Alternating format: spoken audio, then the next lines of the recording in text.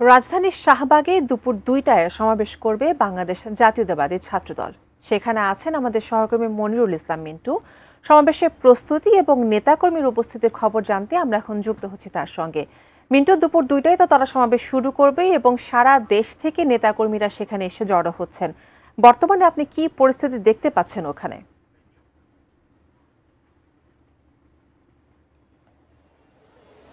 July August গণঅভ্যুত্থানের বর্ষপূর্তি উপলক্ষে জাতীয়তাবাদী ছাত্র দলের এই সমাবেশে ইতিমধ্যেই বিভিন্ন জায়গা থেকে খণ্ড খণ্ড মিছিল নিয়ে ছাত্রদলের নেতাকর্মীরা আসতে শুরু করেছেন এবং ছাত্রদলের পক্ষ থেকে বলা হয়েছে যে সারা বাংলাদেশ থেকে নেতাকর্মীরা আসছেন এবং ৯০টি ইউনিটের নেতাকর্মীরা তারা আজকে এখানে অংশ নেবেন এবং তারা একটা বড় শোডাউন বা সমাবেশ সেটি তারা ঘটাতে চান বা সেই প্রস্তুতি তাদের রয়েছে।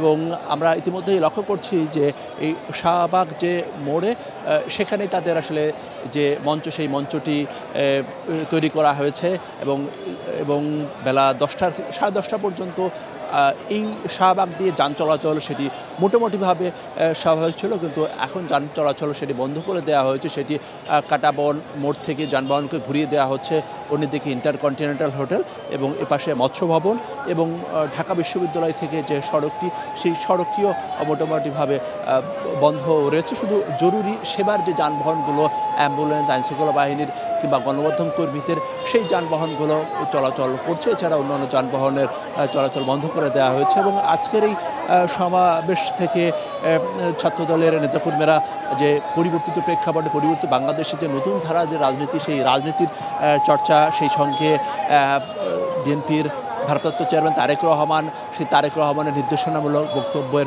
অপেক্ষায় রয়েছেন এবং সেই সঙ্গে ছাত্রদল নেতাকর্মীরা তারা বলছেন যে একটি গণতান্ত্রিক যে পরিবেশের জন্য, একটি সুষ্ঠু নির্বাচনের জন্য তাদের যে দীর্ঘদিনের প্রত্যাশা বা চাওয়া সেই বিষয়টিকেও তারা বেগবান করতে চান। যদিও আনুষ্ঠানিকভাবে এই সমাবেশটি এখনও শুরু হয়নি, বিভিন্ন জায়গা থেকে খণ্ড খণ্ড মিছিল নিয়ে নেতাকর্মীরা আসছেন এবং আজকের এই সমাবেশে জুলাই গণঅভ্যুত্থানের যারা নিহতদের পরিবার সদস্য এবং আহতদেরও অনেকে অংশগ্রহণ করার কথা রয়েছে এবং ছাত্রদলের পক্ষ থেকে এর আগেই জানানো হয়েছিল যে ছাত্র দলের বিভিন্নভাবে ১৪২ জন নেতাকর্মী জুলাই গণঅভ্যুত্থানে শহীদ হয়েছেন। ফলে বিভিন্ন ছাত্র জনতার যে সমন্বিত যে আন্দোলন, সেই আন্দোলন নিঃসন্দেহে ছাত্রদলের যে ভূমিকা সেটি অবশ্যই সামনের সারি। সেই বিষয়টি তারা আসলে তুলে ধরার যে চেষ্টা সেই চেষ্টা রাখবেন এবং আজকের এই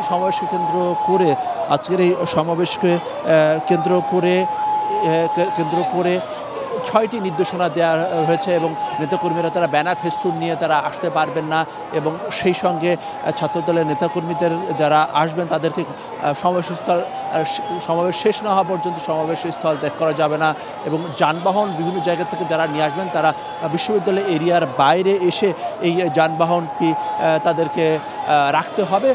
শৃঙ্খলার স্বার্থে এই ধরনের নির্দেশনা রয়েছে। সব কিছু মিলিয়ে বলা যায় যে ছাত্রদল একটি বড় জমায়েত, সেই জমায়েত তারা করতে যাচ্ছে।